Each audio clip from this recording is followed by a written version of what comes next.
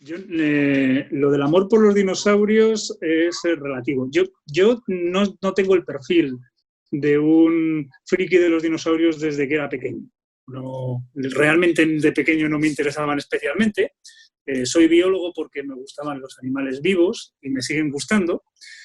Y en un momento de la fase de formación, cuando estaba estudiando la carrera, encontré un fósil de un cocodrilo, que es un pariente cercano de los dinosaurios, y la idea de poder reconstruir la historia vital de un animal a partir del cráneo que me encontré en aquel momento, recondujo toda mi existencia y me llevó a dedicarme a la paleontología, que me apasiona, pero no procedo del mundo de los niños locos por los dinosaurios.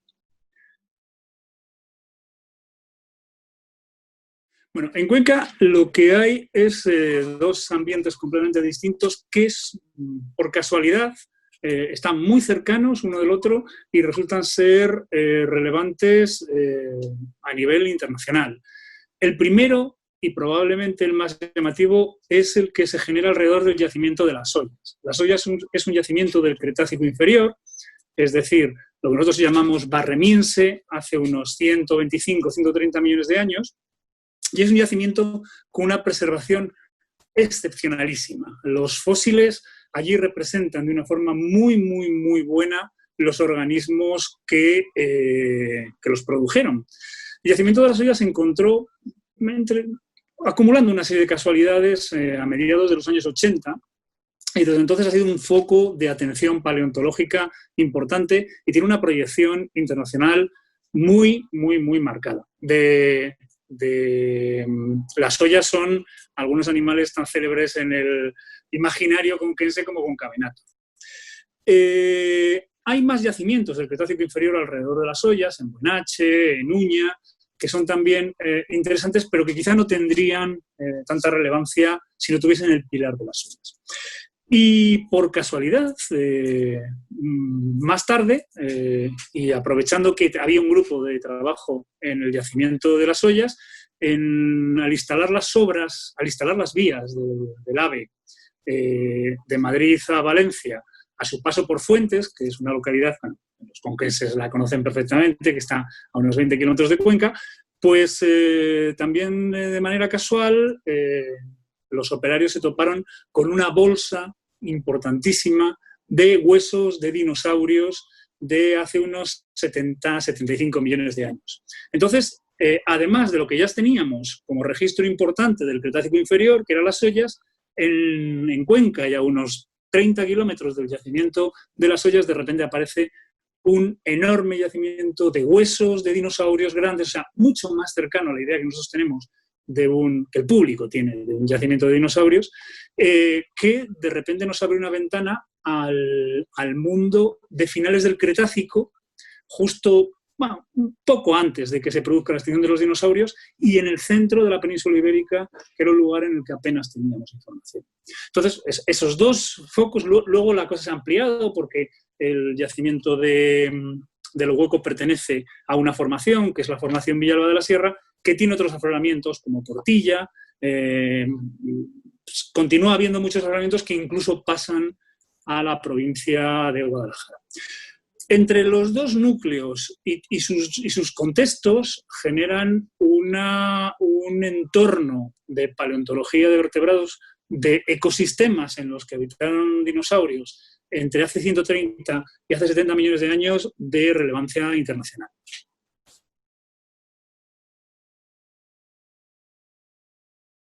No lo sé. O sea, quiero decir, yo tengo una percepción. Es que no sé cuánto debe valorarlo el público en general, porque probablemente la misión del investigador es poner en valor el recurso y ponerlo en su sitio.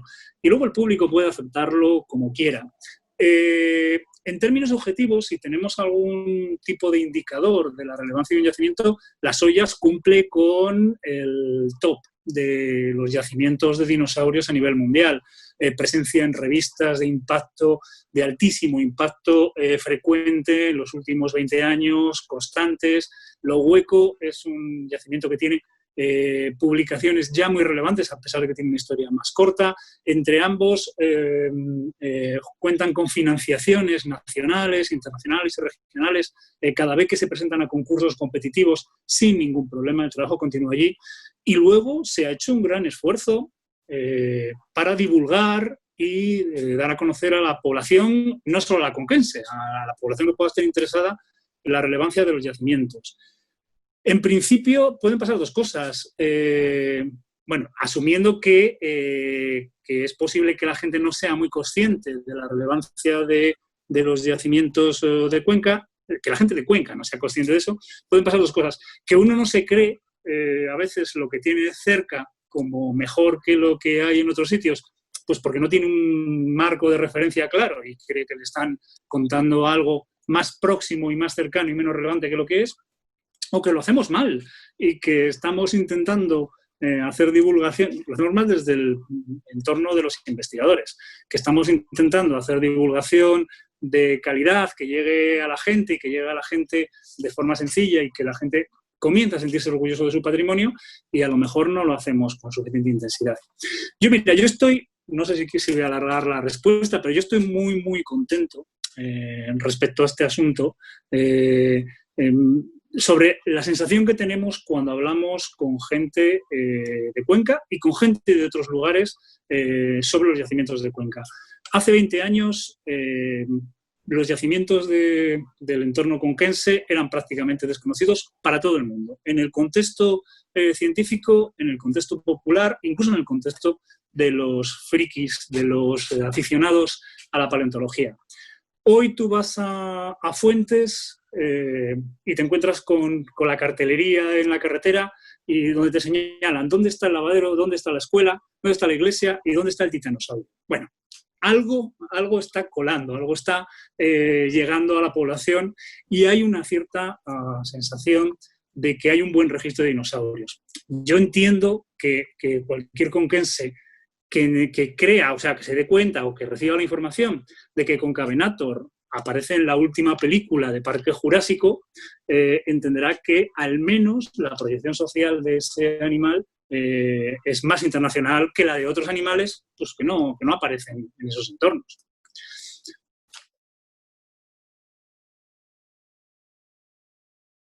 Bueno, en los yacimientos se trabaja generalmente por proyectos de investigación.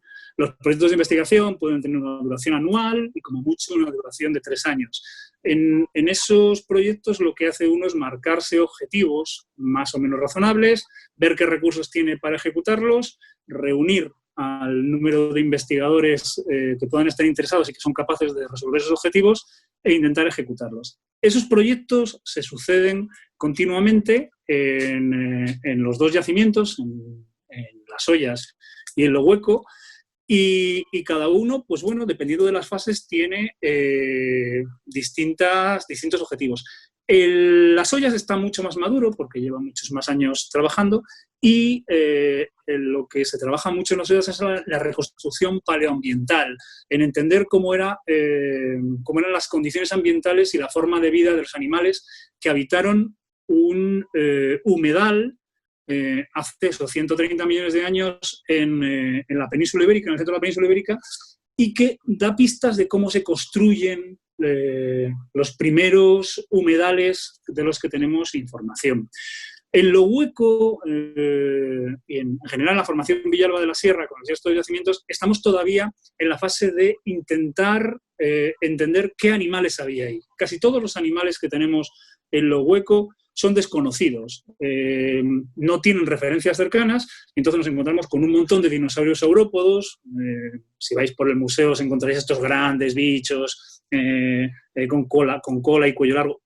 Digamos, la referencia de piecito suele ser muy útil para algunos porque la referencia cinematográfica siempre va bien. Bueno, pues esos padres de piecito que aparecen en El Hueco no sabemos de dónde vienen, no sabemos qué son. Estamos intentando desde hace mucho tiempo cuadrar toda esa información comparándolos con los del sur de Francia, comparándolos con los rumanos, que tienen otro buen registro, con los africanos y con los americanos.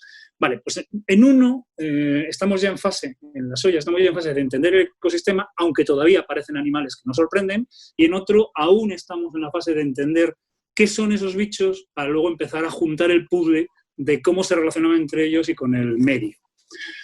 En un caso nos aporta información, el más antiguo, las ollas, de cómo se construyen una serie de ecosistemas que serán ecosistemas modernos, en los que empiezan a aparecer plantas con flores, que no se conocen en el planeta, se instalan toda una serie de grupos, y lo hueco constituye un ecosistema estable del archipiélago europeo. Durante el Cretácico, Europa es un archipiélago en el que se producen muchos procesos de especiación, y nos da información de cómo se produce esa fauna, qué tipo de fauna tenemos en ese archipiélago y qué está pasando en los momentos previos a la extinción de los dinosaurios, ¿no? O sea, estamos con las últimas faunas de dinosaurios, de ecosistemas con dinosaurios en el mundo en general, pero estos son los yacimientos que nos dan buena información sobre qué está ocurriendo en el mundo.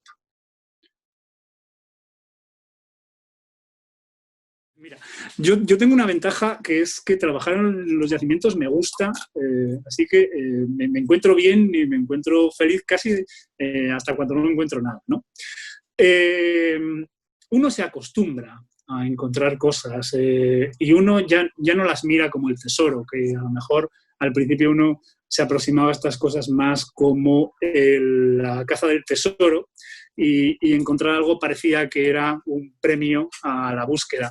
Yo intento incluso con los voluntarios, con la gente que tiene menos experiencia, no potenciar esas cosas. O sea, cada elemento que aparece, porque aparece y porque está ahí y porque está en contexto con otras cosas, resulta una unidad de información importantísima para lo que hacemos. Cuando ese elemento es un dinosaurio grandísimo, podemos sentir la emoción de haber encontrado algo que es muy llamativo, que va a tener mucha proyección social, de algo que nadie había visto hasta ese momento, pero ese dinosaurio es igual de importante muchas veces para la construcción de nuestro conocimiento que un pequeño insecto, que una rana, que un resto de una planta. En general, uno está más metido en la acumulación de información y en hacerlo, cuando está en el yacimiento, en hacerlo lo mejor posible. Lo que no quiere decir que el día que encontramos con Cavenator no sintiésemos una especial emoción cuando limpiamos y aquel bicho, que no esperábamos nada, estaba tirado en medio del sabinar de las ollas, o que algunas mañanas, cuando entrábamos en la trinchera del ferrocarril de lo hueco y teníamos por delante 4 o 5 esqueletos de saurópodos en distintos procesos de extracción, con grupos trabajando, tuvieses una sensación de vértigo, de satisfacción, de lo que quieras. Pero realmente la excavación es un trabajo, y es un trabajo que hay que hacer bien, y hay que hacerlo con la atención que merecen los pequeños detalles, los que no son tan llamativos.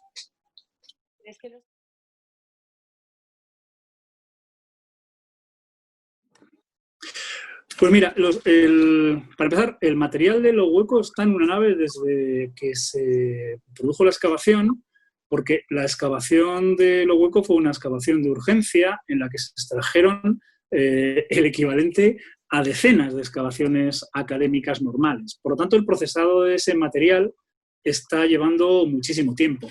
Está llevando muchísimo tiempo porque siempre tenemos problemas de financiación, pero está llevando muchísimo tiempo porque en lo hueco hicimos, me lo voy a inventar, pero hicimos 70 excavaciones de las que nosotros hacemos anualmente, ¿no? O sea, acumulamos de repente el material que hubiésemos acumulado en 70 años.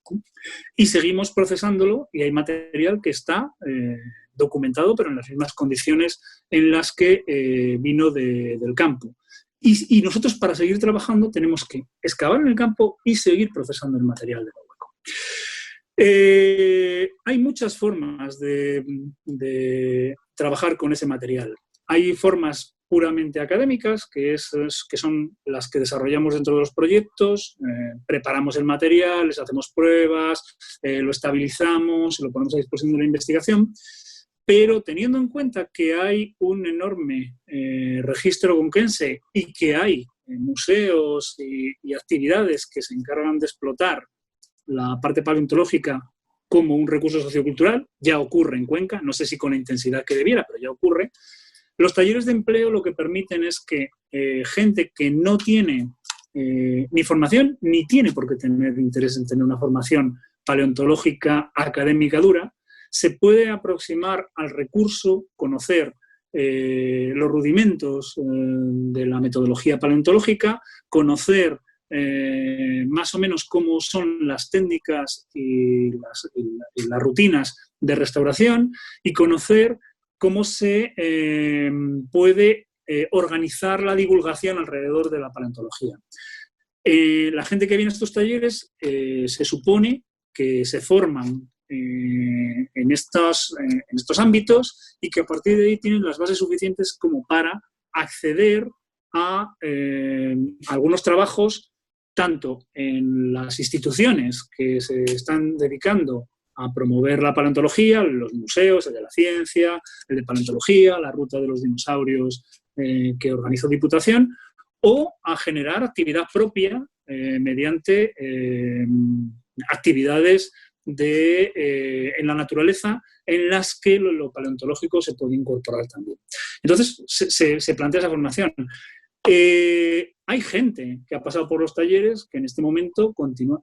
Hay un número importante de gente que continúa haciendo trabajos relacionados con la paleontología o al menos con actividades de aire libre en las que la paleontología son importantes. Por lo tanto, si quieres que en tu agenda como profesional haya unos rudimentos de paleontología y no quieres pasar 5 años estudiando biología y siendo paleontólogo porque no lo necesitas, los talleres son una forma de acercarse que no está mal y permiten pues, iniciarte en ese contexto profesional. Si siguen saliendo talleres de empleo, los seguiremos apoyando porque creemos que son interesantes para la puesta en valor de la información y para la formación de gente que pueda trabajar en contextos paleontológicos. Desde el punto de vista de la investigación no son uno de nuestros objetivos, pero creemos que pueden ser importantes para que la paleontología se desarrolle. La paleontología, tal como está ya en el contexto conquense, no es solo investigación, también es divulgación, también es transmisión de cultura, también es capacidad para interesar a la gente por la naturaleza, y eso no lo hacemos los investigadores en paleo, eso lo hace otra gente que está situada entre el público y nosotros y que se forma, entre otros campos, en los talleres de empleo.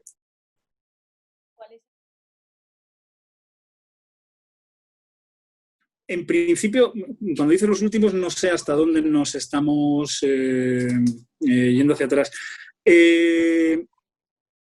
Los hallazgos más interesantes que se han producido, hay un desfase entre que nosotros hacemos una publicación y que la idea pone a disposición de la ciencia y del público y el momento del hallazgo.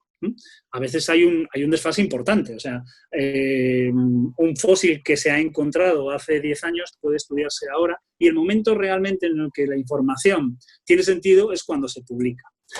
En ese sentido, yo creo que son importantes los hallazgos que se están realizando en el material de lo hueco.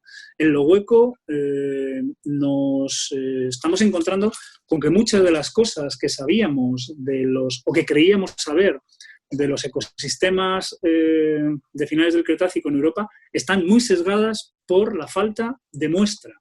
Es decir, interpretábamos lo que veíamos con muy poca información y esa información nos hacía equivocarnos.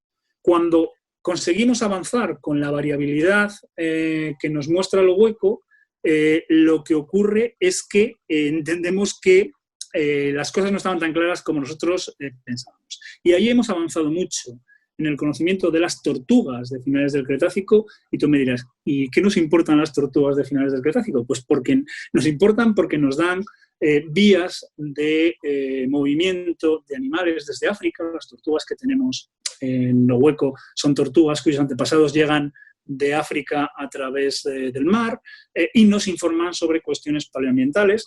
Nos aportan información sobre la fauna de cocodrilos que teníamos en el archipiélago europeo y eso nos da información sobre cómo era la estructura de islas, porque hay cocodrilos que son capaces de moverse entre islas y otros que no, y somos capaces de identificarlos y comparándolo con lo que tenemos en el resto de las islas, ir viendo cómo estaban distribuidas esas islas. No sé si es sorprendente, pero realmente si no es por estas cosas no tenemos ni idea. Sabemos que debe haber islas, pero no sabemos cómo están. Y luego nos están aportando información muy interesante sobre estos saurópodos, estos grandes dinosaurios, estos últimos gigantes del planeta, porque conocíamos bien los que había en América del Sur, del grupo de los titanosaurios, que son los que llegan a finales del Cretácico. Conocemos relativamente bien los que hay en África, pero la función que hacían los europeos en todo este proceso estaba vista de forma muy equivocada.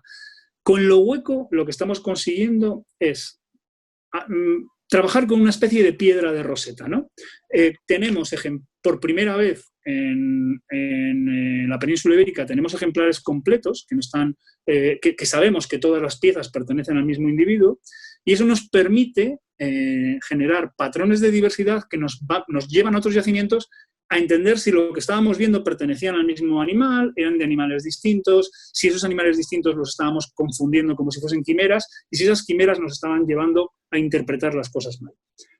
En ciencia no es muy sorprendente, pero lo estábamos interpretando mal. No mal garrafalmente, pero como siempre en ciencia había cositas que arreglar. Bueno, pues eso nos lo está aportando el yacimiento de lo hueco. Taxones como lo huecotitán, taxones como los dos nuevos saurópodos que están en estudio. En breve va a salir la publicación de cómo la tortuga de lo hueco reconstruye un poco lo que conocíamos, o toda la historia que hay de los cocodrilos es información que el resto de la comunidad científica ya maneja para intentar entender lo que estamos viendo. Con las ollas pasa lo mismo. Las ollas aporta con regularidad nuevos animales y nuevas plantas al contexto del Cretácico inferior.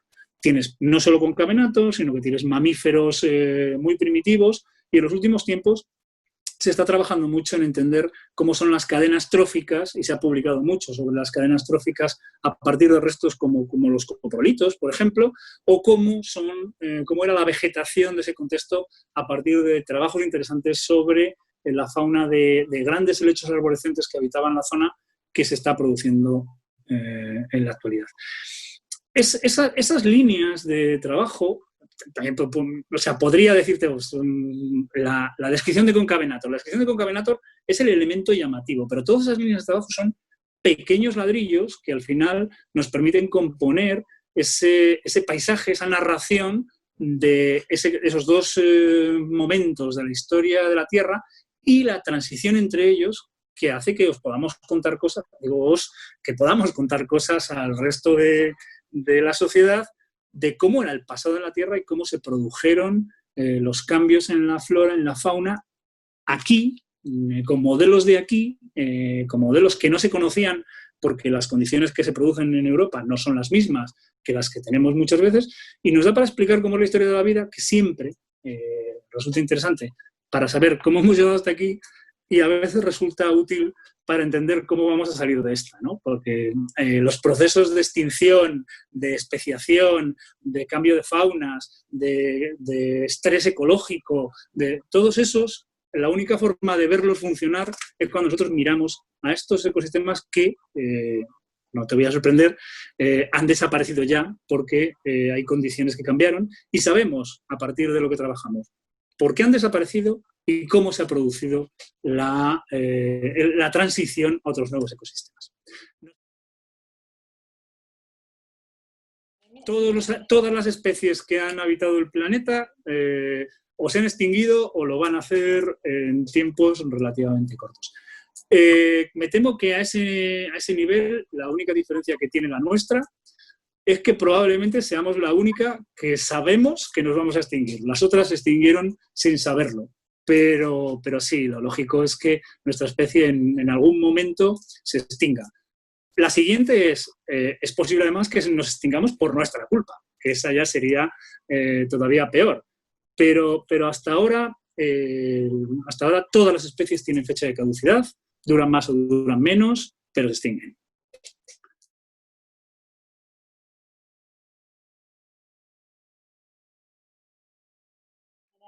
Creo que los museos son una magnífica herramienta para transmitir cosas a la sociedad en formatos que no son los propios de la educación formal.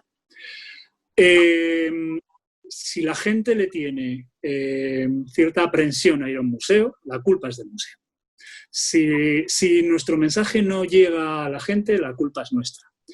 La gente no está obligada, no tiene por qué ir a buscar información que no le interesa a sitios en los que se la venden mal. Nosotros estamos obligados a ponernos al nivel de los códigos que la gente puede apreciar y a partir de ahí conseguir que se interese, pero conseguir que se interese naturalmente, porque les resulta interesante, porque les va a resultar interesante con la oferta que hacemos. En ese sentido, nosotros trabajamos en un campo privilegiado, que es el de los dinosaurios. Por alguna extraña razón sociológica, que sería largo de intentar desentrañar y probablemente no lo consiguiésemos, a la gente le gustan los dinosaurios. Nos gustan los dinosaurios cuando somos pequeños, nos llama la atención, porque tenemos un crío o porque tenemos un recuerdo de cuando éramos crío, o porque nos llama la atención un discurso en el que el vehículo es un dinosaurio, es más atractivo que otros discursos. Vale, pues si tenemos el vehículo en el que montar la información y eso resulta atractivo para la gente, los museos son el lugar adecuado para hacer la labor de investigación que tienen que hacer los museos, hacer la labor de conservación de patrimonio, que es el de mantener esos restos, en este caso paleontológicos, y conseguir generar actividades adecuadas a todos los públicos que se puedan acercar, que interesen a todos los públicos, utilizando un elemento tan importante como es el de los dinosaurios. Con los dinosaurios podemos empezar a hablar de la historia del tiempo, de tiempo profundo, de geología, de biogeografía, podemos hablar de ecosistemas, podemos hablar de extinción, podemos hablar de especies, podemos hablar de cómo puede ser un modelo poblacional nuestro o de otro tipo. Todo eso es muy difícil de colocárselo a un crío sin que te odie. Sin embargo, si el elemento transmisor es un dinosaurio y si tú acoplas los códigos del lenguaje a los que él va a entender, se puede hacer. Esa es una labor de los museos. Por lo tanto, los museos creo que son muy importantes. Y no estoy descartando las otras funciones, las de salvaguarda del patrimonio y las de investigación. Pero en la proyección social, los museos son un elemento que sobrepasan a lo que son los institutos de investigación, que tienen las otras dos funciones.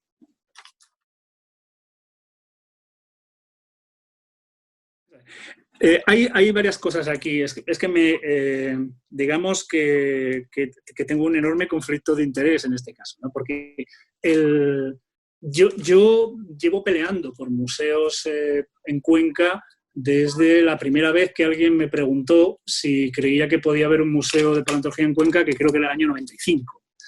Y desde entonces estoy ligado a los procesos y proyectos de museos de paleontología, museos de historia natural en general en Cuenca. El tiempo, digamos, que se ha ido creciendo y se ha ido mejorando.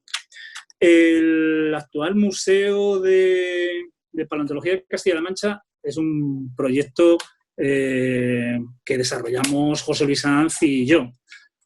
Por lo tanto, el proyecto tiene los límites, o sea, todo lo que esté mal del proyecto tiene que ver con nuestra propia incapacidad para hacerlo bien, ¿no? A mí me parece que el proyecto no está mal. Producir ese tipo de proyectos siempre tiene muchas dificultades. A mí me parece que todo el que intenta sacar adelante todos los días un proyecto de museo en el que tiene que divulgar, hacerse con el público que viene, interesarle para que venga al museo y consigue que funcione y que el museo siga trabajando, ya tiene un elemento positivo. El Museo de los Dinosaurios, el Museo de Paleontología de Castilla-La Mancha, funciona y funciona bien. Y funciona con los alumnos y funciona con los visitantes y resulta atractivo para la gente. Por lo tanto, De ahí sale gente con información de paleontología y de historia natural, y eso ya es un éxito. Perfecto. A partir de ahí, pues el museo necesita ir incorporando información que procede de los grupos de investigación. La relación con los grupos de investigación tiene que ser lo más cercana posible. Se tiene que intentar ajustar lo más posible a la conservación del material, por lo que tiene que hacer un intento de captación de recursos lo más intenso posible, que no digo que el que hace no es el más intenso, pero si puede dar un paso más, debería intentar dar un paso más, y tiene que pelear a diario con la idea de generar nuevos contenidos, nuevos conceptos y nuevas formas de interesar al personal para que continúe yendo al museo de forma reiterada y sin que aquello le parezca un edificio oscuro en el que siempre me cuentan lo mismo y ya vine una vez cuando estaba en el colegio.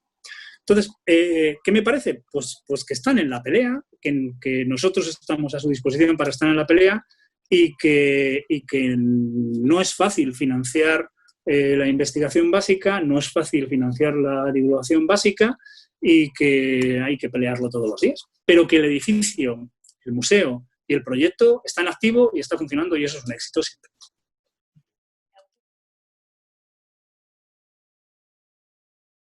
Fíjate que en principio a mí me parece que tienen... No soy la persona más adecuada quizás para esto y hay estudios sesudísimos de psicología evolutiva que hablan de la aparición de estos personajes en el mundo de los niños. En principio a mí me parece que los dinosaurios son elementos fantásticos, por lo tanto son llamativos para un niño.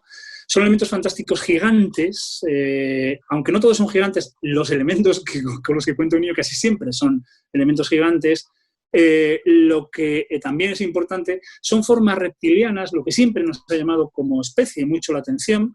Muchos de los referentes de fábula nuestros son reptilianos. Y luego tienen un componente que no tienen los dragones, porque ahí hasta ahora encajamos con el mundo del dragón, ¿no? Cuando no había dinosaurios porque no los conocía la ciencia, el hombre ya se inventaba dinosaurios y los llamaba dragones, y justo tenían una pinta muy parecida. Pero además los dinosaurios proceden de un mundo real, desaparecido, que tiene normas y en el que tú entras para iniciarte. O sea, los niños saben cosas y les encanta demostrar que saben cosas que tú no sabes. Y esas cosas no se las han inventado, esas cosas son reales, las leen en sitios, ellos acumulan información y construyen un mundo con supuesta información veraz en el que son iniciados, son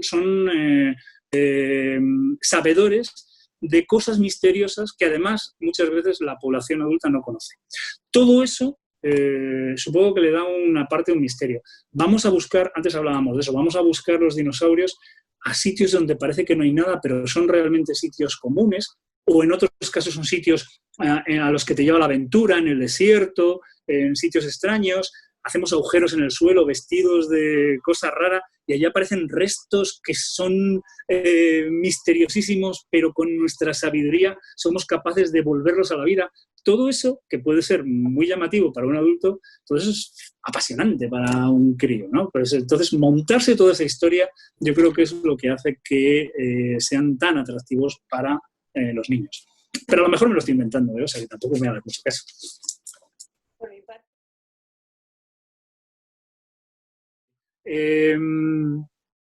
Mira, nosotros estamos muy entusiasmados ahora con el nuevo proyecto de investigación que tenemos. El grupo que trabajamos en los Cretácicos superiores, yo empecé a trabajar en las Ollas, pero he ido especializándome en las faunas del Cretácico superior de la región. Y estamos muy entusiasmados con un yacimiento que está compartido en la frontera entre Cuenca y Guadalajara, que es un área de nidificación inmensa. Entre Sacedón y Buendía, la gente supongo que los colocan en el mapa, hemos encontrado áreas extensísimas donde hay miles, miles de huevos de dinosaurios que encajan con estos grandes saurópodos. Esa situación se produce en muy pocos lugares del planeta. Es verdad que tenemos uno relativamente cercano, en el Pirineo, y tenemos una referencia muy importante, muy semejante a de lo que estamos hablando, en Argentina, y vamos a intentar ver qué entendemos de la biología reproductiva de estos animales, si podemos encontrar distintos estadios de crecimiento, incluso si podemos encontrar embriones dentro de los huevos que nos ayuden a interpretar cómo era el desarrollo de estos animales, que es otra fase misteriosa. Y nos ponemos ahora, hemos empezado, justo empezamos este año y hemos tenido que aplazar un poco el arranque fuerte de esta nueva fase del proyecto, pero nos vamos a poner muy en serio a ver esta nueva vía de trabajo, no solo con los huesos, sino también con los huevos y los comportamientos de nidificación de los dinosaurios, a ver hasta dónde nos lleva. Por ahora nos ha llevado a encontrar formas alrededor de los nidos, formas nuevas, no solo de dinosaurios herbívoros, que son los que ponían los huevos, sino de dinosaurios carnívoros, de los que, si te apetece, hablaremos pronto. Y sobre las faunas de las ollas, lo que estamos, Concavenator, que es casi ya como una especie de hijo, yo ya Concavenator lo tengo presente casi todos los días. Seguimos trabajando en entender cómo demonios un bicho como Concavenator aparece de repente, sin que nadie lo espere, en la península ibérica en ese momento. Teníamos alguna referencia, pero en los últimos años nos hemos movido incluso para buscar antecesores de Concavenator y hemos publicado hace poco un bicho muy, muy cercano a Concavenator que hemos encontrado en Patagonia, en Argentina, y muy, muy, muy pronto os vamos a contar dónde tenía, bueno, eso te lo cuento ahora, qué demonios pintaban los parientes de Concavenator en Portugal unos 20, 30 millones de años antes que lo encontrásemos en Cuenca, y cómo eso nos permite recomponer un poco la historia. Nosotros nos dedicamos a aportar este tipo de cosas. Bueno, pues digamos que esta última respuesta lo que pretende es que seguimos en ello y que además vamos a seguir contándoos cosas a partir de la información que logramos desentrañar de los huesos que vamos teniendo a la misma velocidad y con la misma intensidad que lo hemos venido haciendo hasta ahora. La paleontología conquense va bien y hasta donde nosotros podemos seguiremos manteniéndola en alto.